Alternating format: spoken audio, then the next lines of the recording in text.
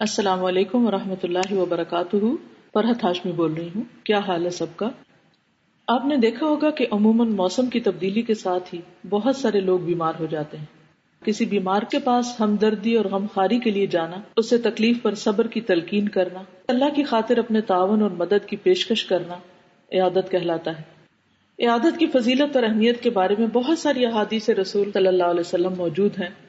مسند احمد، ابن ماجہ اور ترمذی کی روایت ہے کہ نبی صلی اللہ علیہ وسلم نے فرمایا، جو بھی مسلمان کسی دوسرے مسلمان کی صبح کے وقت عیادت کرتا ہے تو شام تک 70,000 فرشتے اس کے لیے دعا کرتے ہیں، اور اگر شام کو عیادت کرنے جاتا ہے تو صبح تک 70,000 فرشتے اس کے حق میں دعا کرتے ہیں، اور اس کے لیے جنت میں تر و تازہ اور پکے ہوئے پھل ہیں۔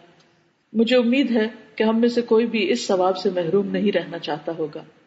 بخاری کی ایک اور روایت میں سعد بن ابی وقاص کہتے ہیں کہ نبی صلی اللہ علیہ وسلم میری عیادت کے لیے آئے، آپ نے میری پیشانی پہ ہاتھ رکھا، پھر میرے منہ اور پیٹ پر ہاتھ پھیرتے ہوئے یوں دعا کی، اے اللہ سعد کو شفا دے۔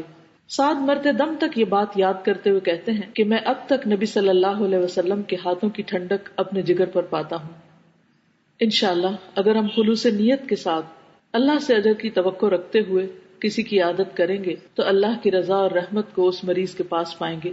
ایک اور روایت میں آتا ہے کہ اللہ تعالیٰ قیامت کے دن کہیں گے، اے ابن آدم میں بیمار تھا، تو نے میری عادت نہ کی۔ تو بندہ کہے گا کہ اے رب العالمین، آپ تو سب کو شفا دیتے ہیں، میں آپ کی عادت کیسے کرتا؟ تو اللہ تعالیٰ فرمائیں گے کہ میرا فلاں بندہ بیمار تھا، اگر تو اس کے پاس جاتا تو مجھے وہاں پاتا۔